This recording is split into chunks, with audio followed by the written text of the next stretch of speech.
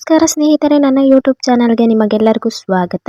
ನನ್ನ ಚಾನಲ್ನಲ್ಲಿ ನಿಮಗೆ ಬೇಕಾದ ಮಾಹಿತಿಗಳು ಮತ್ತು ರುಚಿಕರ ಅಡುಗೆಗಳನ್ನು ನೋಡಬಹುದು. ಸೊ ವಿಡಿಯೋ ಸ್ಟಾರ್ಟ್ ಮಾಡೋಕ್ಕೆ ಮುಂಚೆ ಈ ವಿಡಿಯೋನಾದರೂ ಇಷ್ಟ ಆದರೆ ಲೈಕ್ ಮಾಡಿ, ಶೇರ್ ಮಾಡಿ, ಕಮೆಂಟ್ ಮಾಡಿ. ಇನ್ನೂ ಯಾರು ನನ್ನ ಚಾನಲ್ನ ಸಬ್ಸ್ಕ್ರೈಬ್ ಆಗಿಲ್ಲ ಬೇಗ ಬೇಗ ಹೋಗಿ ಸಬ್ಸ್ಕ್ರೈಬ್ ಮಾಡ್ಕೊಳ್ಳಿ. ಹಾಗೆ ಪಕ್ಕದಲ್ಲಿರೋ ಬೆಲ್ ಐಕನ್ನ ಕ್ಲಿಕ್ ಮಾಡಿ.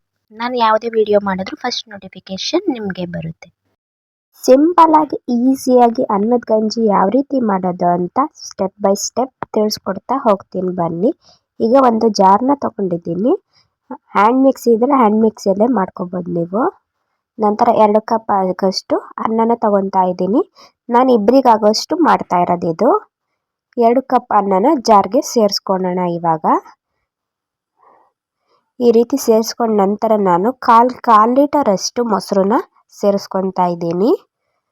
ನಂತರ ಅದೇ ಕಪ್ಗೆ ಸ್ವಲ್ಪ ನೀರನ್ನ ಆ್ಯಡ್ ಮಾಡ್ಕೊಂಡು ಸೇರಿಸ್ಕೊತಾ ಇದ್ದೀನಿ. ನಂತರ ರುಚಿಗೆ ಎಷ್ಟು ಬೇಕೋ ಅಷ್ಟು ಉಪ್ಪನ್ನ ಸೇರಿಸ್ಕೋಬೇಕು. ನಂತರ ಇನ್ನೊಂಚೂರು ನೀರನ್ನ ಆ್ಯಡ್ ಮಾಡ್ಕೋಬೇಕು. ನೀವು ನೀರು ಆ್ಯಡ್ ಮಾಡಿಕೊಂಡು ಚೆನ್ನಾಗಿ ಗ್ರೈಂಡ್ ಬರಬೇಕು. ಈ ಥರ ನೈಸಾಗಿ ಗ್ರೈಂಡ್ ಆಗಿರಬೇಕು. ನೋಡ್ತಾ ಇರ್ಬೋದು, ನಾನು ಇವಾಗ ಗ್ರೈಂಡ್ ಮಾಡಿ ನಂತರ ತೋರಿಸ್ತೀನಿ ಯಾವ ರೀತಿ ಅಂತ. ನೋಡ್ತಾ ಇರೋದು ಈ ಥರ ಕ್ರೀಮಿ ಸ್ಟ್ರಕ್ಚರ್ ಬರೋ ತನಕ ಚೆನ್ನಾಗಿ ಗ್ರೈಂಡ್ ಮಾಡ್ಕೋಬೇಕು.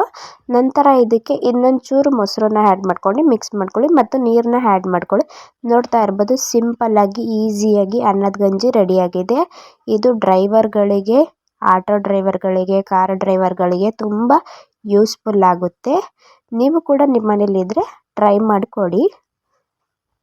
ಈ ವಿಡಿಯೋ ಏನಾದರೂ ಇಷ್ಟ ಆದರೆ ಕಮೆಂಟ್ ಮಾಡೋದಂತೂ ಮರಿಬೇಡಿ. Thank you so much.